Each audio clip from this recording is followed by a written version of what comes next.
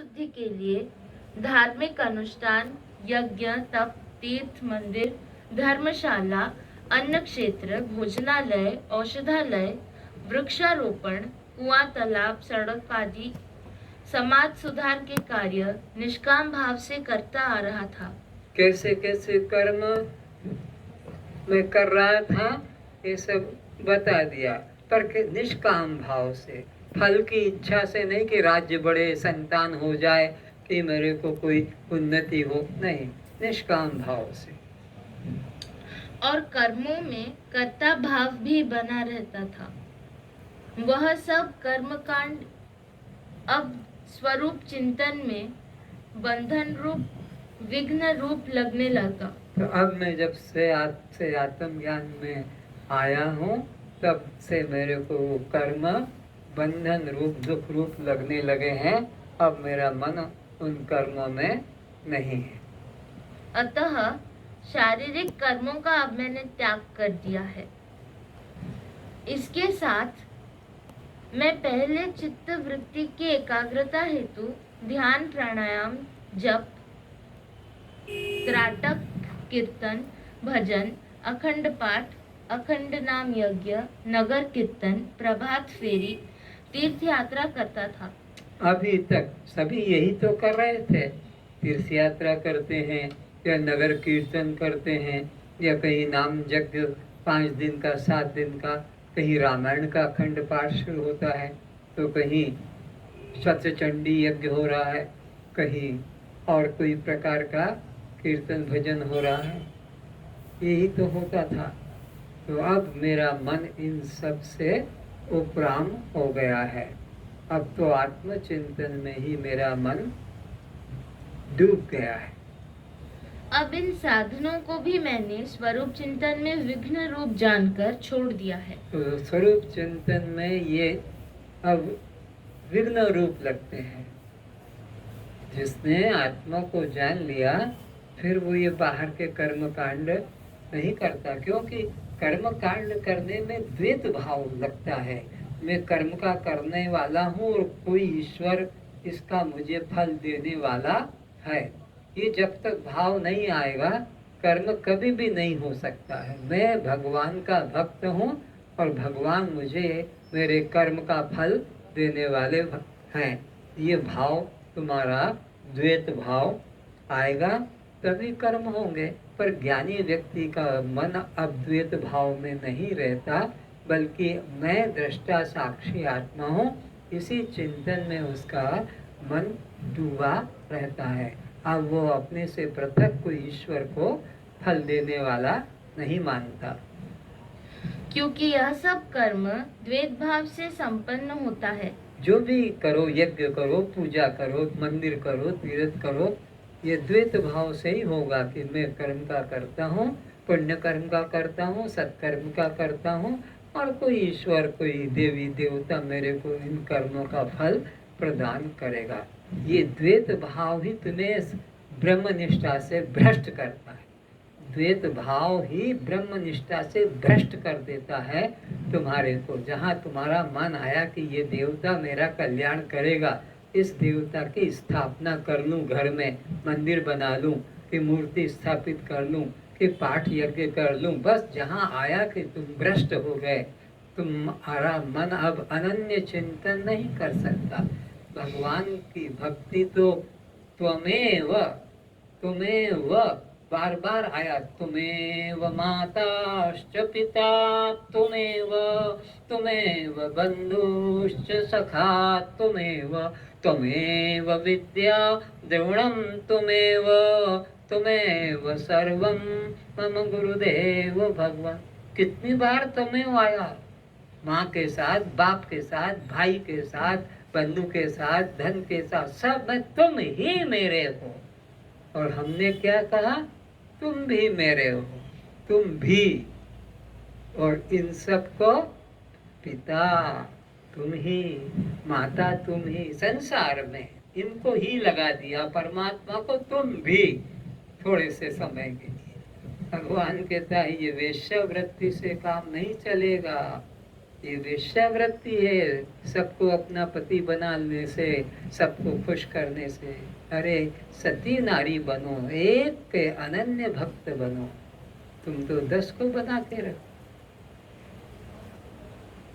कबीरदास ने तो इसके लिए बहुत कटु शब्द में कहा, सुनने में भी खराब लगता है पर सत्य कहा। नारी कहावे पीऊ की, मैं उनकी पत्नी हूँ, रहे और संग सोए, और किसी और के साथ सो रही है तो जार पति हृदय बसे, खसम खुशी क्या हो। ये जार पति है, ये राम कृष्ण शंकर दुर्गा अम्बा काली नाना, ये सब इनके साथ। आज सोमवार है, आज इसकी पूजा है, आज ये व्रत करो, आज ये मंदिर जाओ, आज उसकी करो, ये सब वेश्यावृत्ति है। जार पति हृदय बसे, खसम खुशी क्या हो। जो असली एक परमात्मा है वो कभी खुश नहीं हो सकता, क्योंकि तुम तो 10 जगह भटकने वाले हो। इसलिए और भी कहा है, नाम पीयू का छाड़ी के करे और का जाप, नाम पीयू का छाड़ी के, कौन सा, सो हम, ये परमात्मा, इसको छोड़कर और नाना प्रकार के विष्णु सहस्त्र नाम कर रहा है तो शिव का कर रहा है, कि गणेश का कर रहा है, कि दुर्गा का पाठ, कि सती का। तो नाम पीयू का छाड़ी के, सबका पिया कौन है, परमात्मा आत्मा अंदर, उसको तो छोड़ दिया सोहम चिंतन।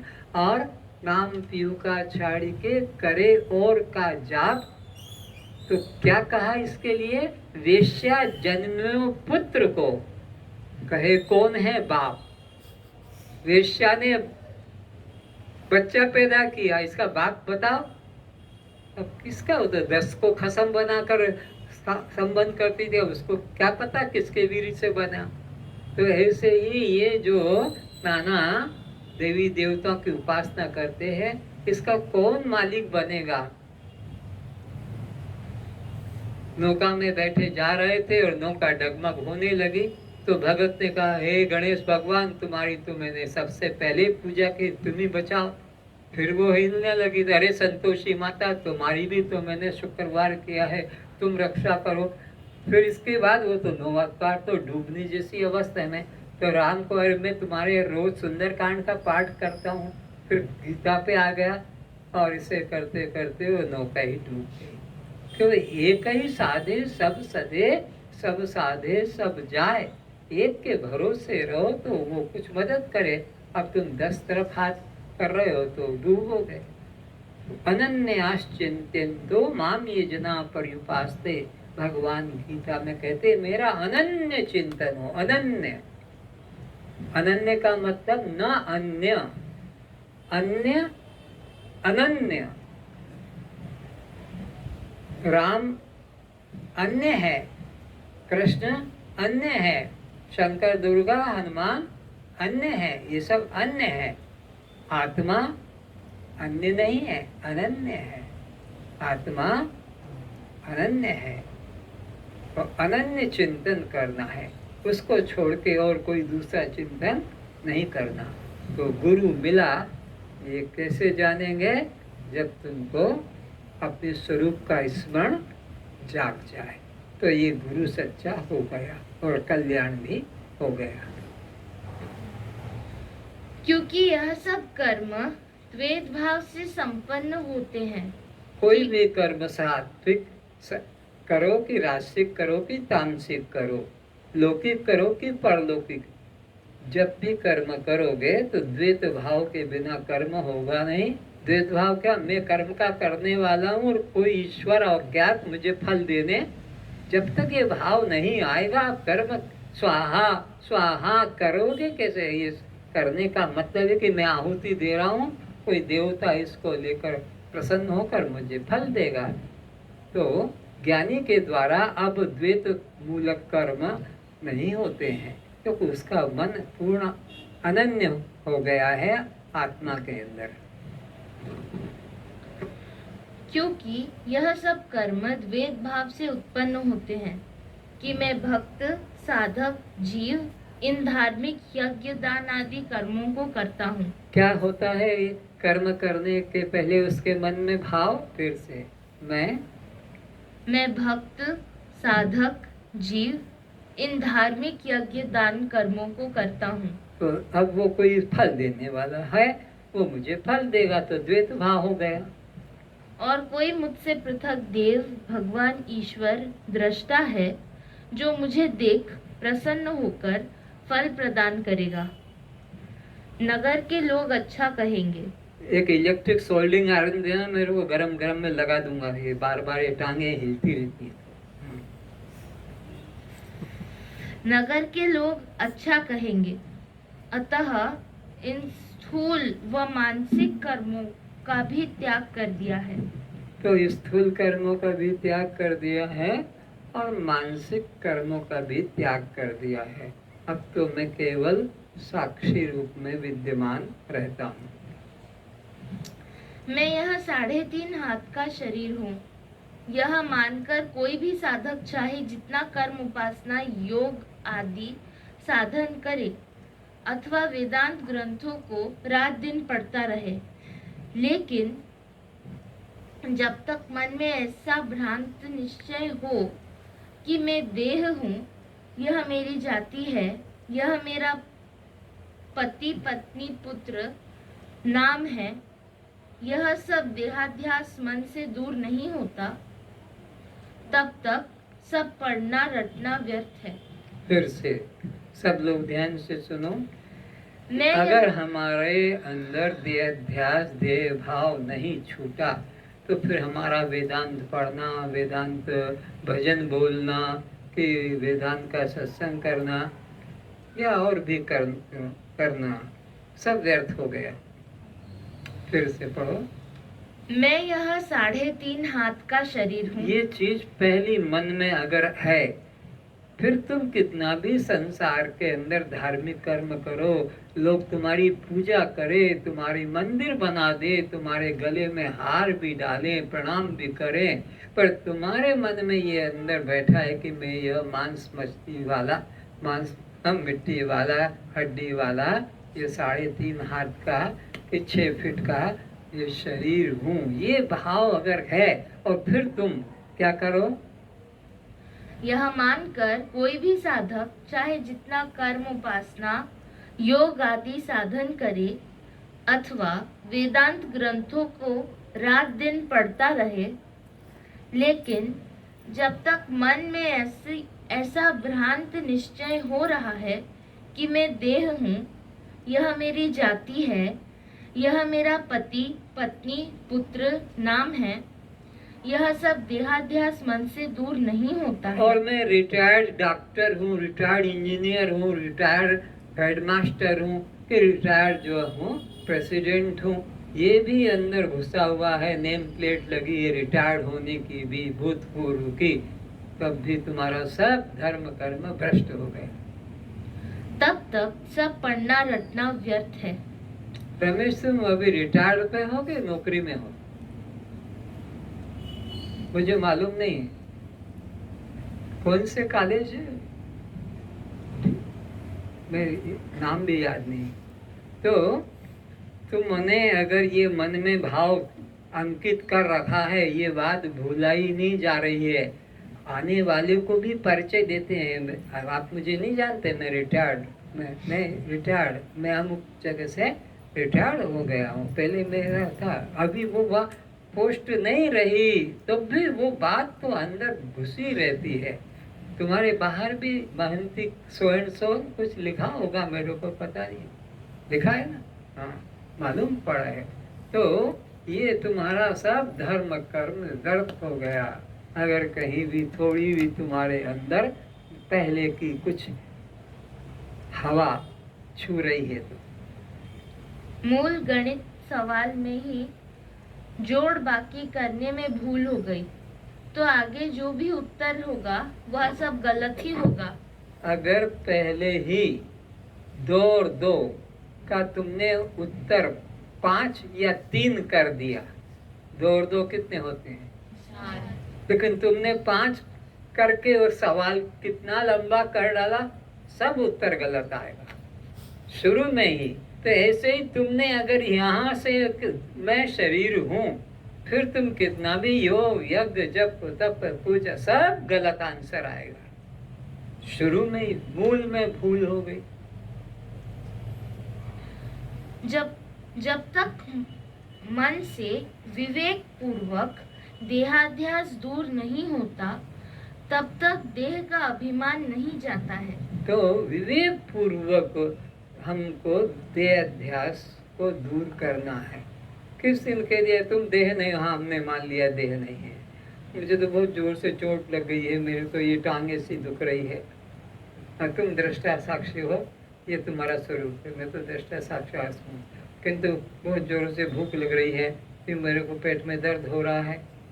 तो ये तुम्हारा ये भजन चिंतन करना सब व्यर्थ है। खाली शब्द रट लिया कि मैं देह नहीं हूँ, लेकिन सारे अहंकार तुम्हारे देह के ही हो रहे हैं। ये अंदर से निकलना ही चाहिए। फिर पढ़ो इसी वाक्य को। जब तक मन से विवेक पूर्वक मन से और विवेक पूर्वक, खाली वाणी से नहीं कि मैं दृष्टा साक्षी आत्मा, विवेक पूर्वक मन से ये बात निकल जानी चाहिए कि यह जन्मने मरने वाला शरीर, नाम रूप वाला शरीर मैं नहीं हूँ। ये अंदर से निकलना है। जब तक मन से विवेक पूर्वक देहाध्यास दूर नहीं होता है, तब तक देह का अभिमान नहीं जाता है। तो तब तक ये अभिमान नहीं जाता है। अभिमान कैसे जाएगा? विवेक के द्वारा। क्या विवेक कि ये जड़ है और मैं चैतन्य हूँ। ये विकारी है, षड विकारी है, बच्चा, किशोर, युवा, प्रौढ़, बीमार, ऐसे ये विकारी है और मैं इससे अलग निर्विकार हूँ। ये मरने वाला है, मैं अमृत आत्मा हूँ। ये संग वाला है, मैं असंग हूँ। ऐसा विवेक से जान लिया जाए कि बचपन में नहीं, बचपन तो चला गया, मैं हूँ। किशोर में नहीं, क्योंकि किशोर अवस्था चली गई, मैं हूँ। युवा मैं नहीं हूँ, युवा अवस्था चली गई पर मैं हूँ। प्रौढ़ अवस्था आई चली गई पर मैं हूँ। ये ऐसा अनुभव भी हो, खाली ये नहीं कि मैं दृष्टा साक्षी आत्मा हूँ। तो विवेक से ये हमारा देहाध्यास निकल जाए तो जीवन धन्य हो गया। अपने आप को 3.5 हाथ का शरीर मानकर मैं स्त्री हूँ, मैं पुरुष हूँ, मैं हिंदू हूँ, मैं ब्राह्मण हूँ, मैं जवान हूँ, मैं अब बूढ़ा हो गया हूँ, यह अभिमान किया जाता है। मेरा मन चंचल है, मुझे क्रोध बहुत क्यों आता है, मेरी बुद्धि कमजोर है, मुझे याद क्यों नहीं रहता है, ऐसा अपने को मानना भी तो ज्ञान है। जैसे शरीर की अवस्था को मैं मानना अज्ञान है, वैसे ही मन बुद्धि की अवस्था के साथ तादात्म्य कर उन वृत्तियों को अपना मानना भी अज्ञान है। तो देह की अवस्थाओं को, इंद्रियों की अवस्थाओं को अपनी मानना अज्ञान है कि मेरी आँख से, मेरे कान से, हाँ, मेरे हाथों से अब हाथ उठता नहीं या दिखता नहीं कि सुनाई पड़ता नहीं। ये तो अज्ञान है ही, क्योंकि देखना धर्म आँख का है, तुम्हारा नहीं। सुनना धर्म कान का है, तुम्हारा नहीं। उठाना रखना ये हाथ का है, तुम्हारा काम नहीं। ये तो जान लिया इंद्रियों को, लेकिन मन बुद्धि की वृत्तियों को अपना मान लिया कि मैं पापी, मैं पुण्यात्मा, मैं दयावान, मैं सदाचारी। ये मन बुद्धि की अवस्था को भी अपना मानना अज्ञान है। तो जैसे मैं देह से अलग हूँ, इंद्रियों से अलग हूँ, प्राण से अलग हूँ, ऐसे मन बुद्धि चित्त अहंकार से भी अलग हूँ। इनका कोई धर्म मेरा धर्म नहीं, ये सब पर धर्म है। मैं केवल साक्षी आत्मा हूँ। इसलिए बुद्धि से प्रथम देह को मैं मानना हटाओ।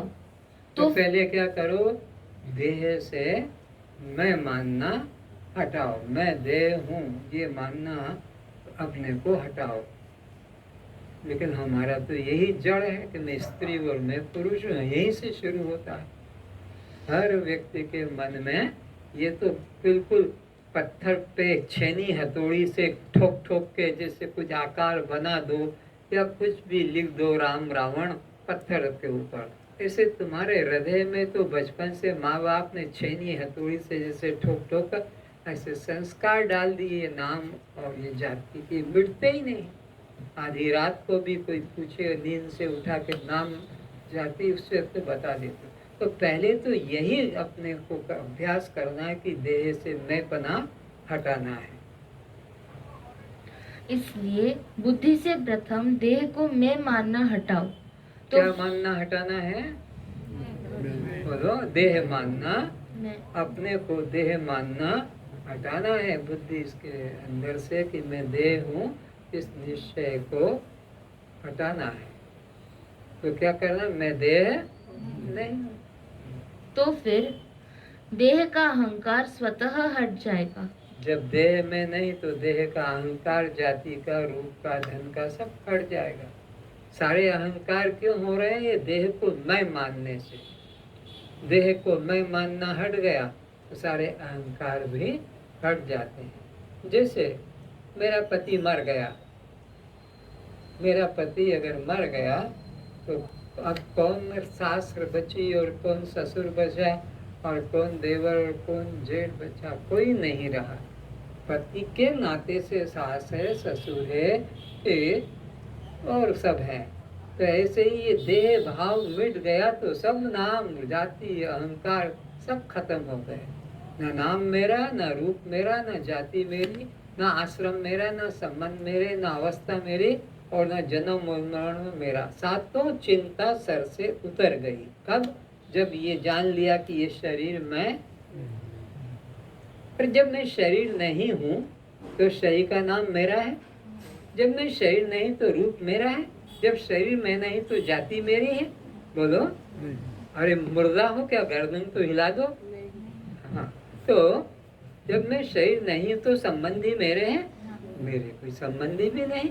तो फिर जब मैं शरीर नहीं हूँ तो वाणी भी मेरी और जन्म मरण भी मेरा। तो एक बात, मैं शरीर हूँ, ये बुद्धि से निकल जाए तो ये सारे बोझे खत्म।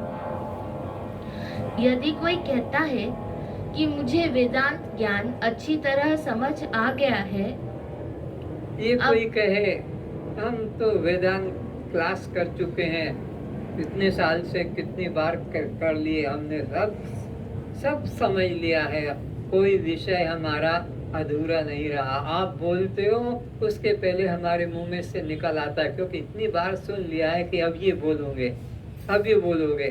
तो हम वेदांत को अच्छे से समझ गए हैं, आपको और मेहनत करने की जरूरत नहीं। लेकिन स्वामी जी, मेरा मन तो बड़ा चंचल होता है, मेरे को तो बड़ा क्रोध आता है। बेटा, खाक समझा वेदांत तूने?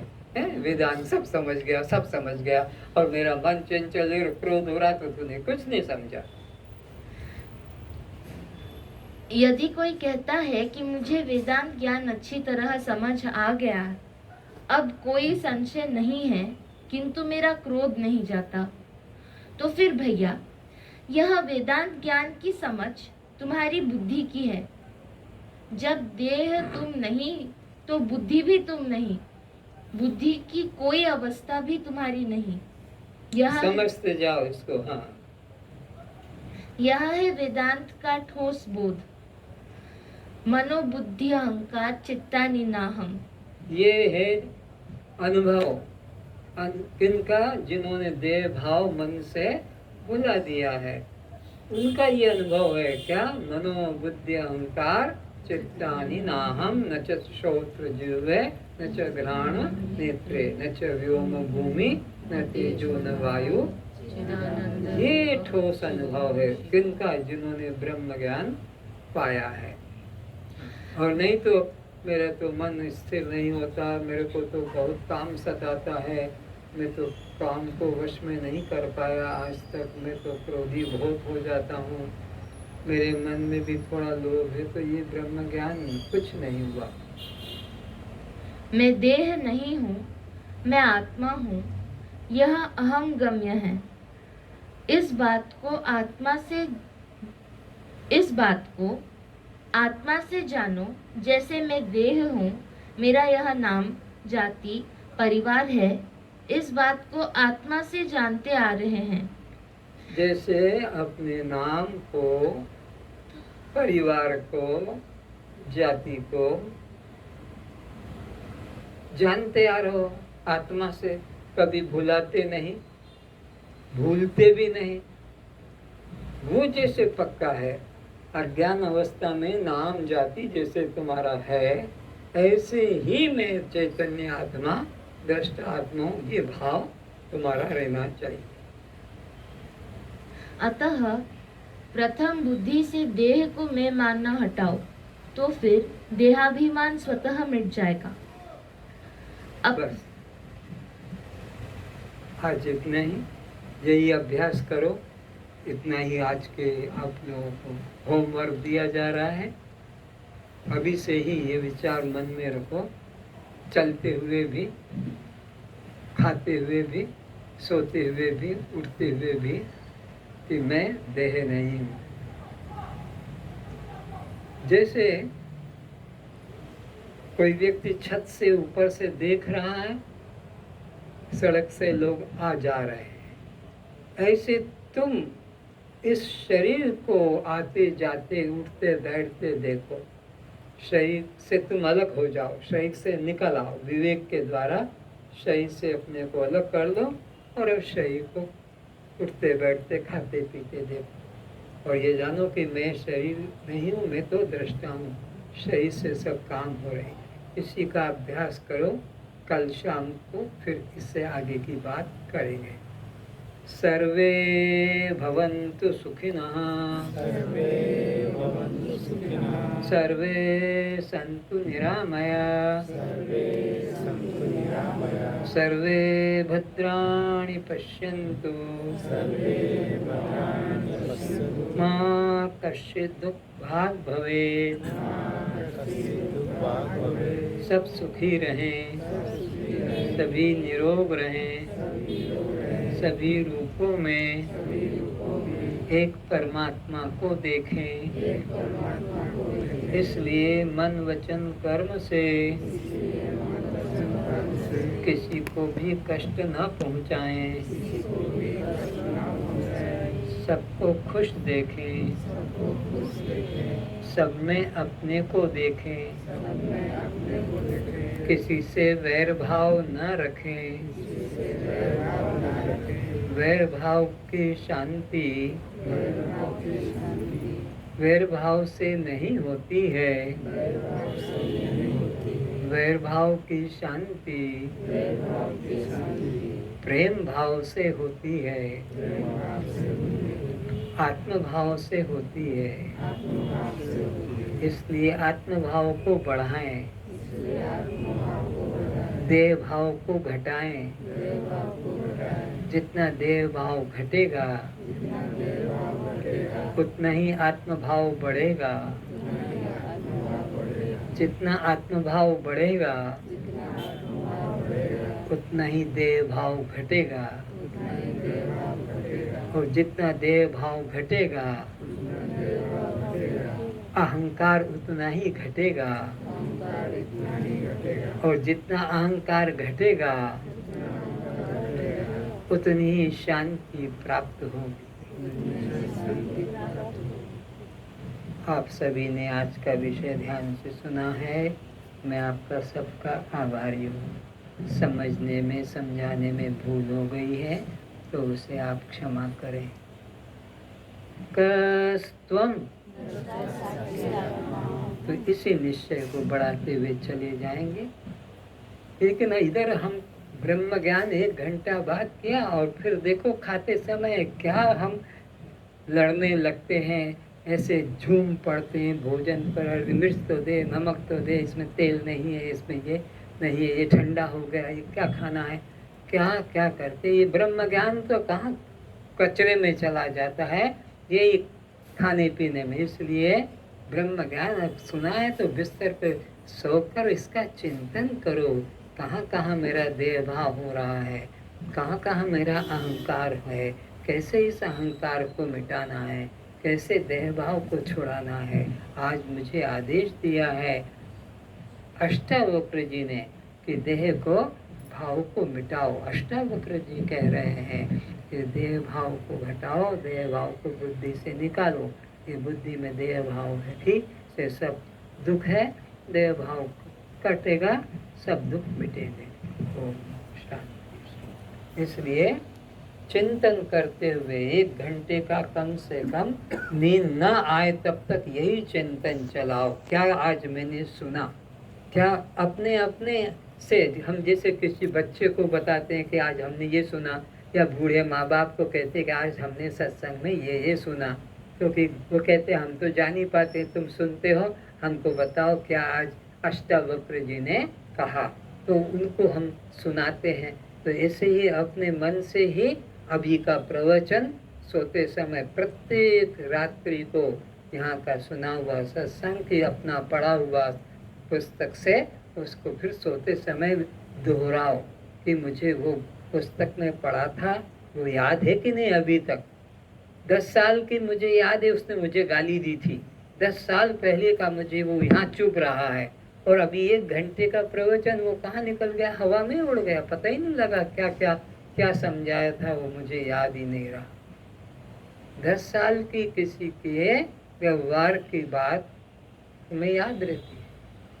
तो जाकर खाकर बिस्तर पर जब सोए तो ये चिंतन करते रहना। खाते समय भी चिंतन करना कि ये प्राणों का धर्म है, भूख प्यास हाथ के द्वारा दिया जा रहा है, दांत चबा रहे हैं, जीवा स्वाद ले रही है, रस अंदर जा रहा है, मैं साक्षी, मैं दृष्टा। ऐसे चिंतन करो भाई मेरे, कभी कल्याण होगा। खाली सुन के 1 घंटा और तेरी मेरी उतरते उतरते चप्पल जूता पहनते ही तुम्हारा संसार फिर खड़ा हो जाता। तो ये सत्संग क्या खेल, टाइम पास हो गया, पिक्चर देख के जैसे आते हैं ना, ऐसे ही पिक्चर देख लिया, आध्यात्मिक कुछ लाभ नहीं होता। अभी अष्टावक्र जी ने आपको होमवर्क दिया है कि सबसे पहले बुद्धि में से क्या हटाओ, देह भाव को हटाओ। तो देह भाव को हटाओगे कब, जब जानोगे कि यहाँ यहाँ देह भाव है, तब तो हटाओगे। अरे यहाँ यहाँ कांटे हैं तो उसको हटाओ, नहीं तो चुभेंगे।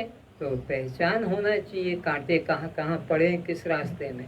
तो देह भाव का कांटा कहाँ कहाँ है उसको निकालो, जाओ छुट्टी।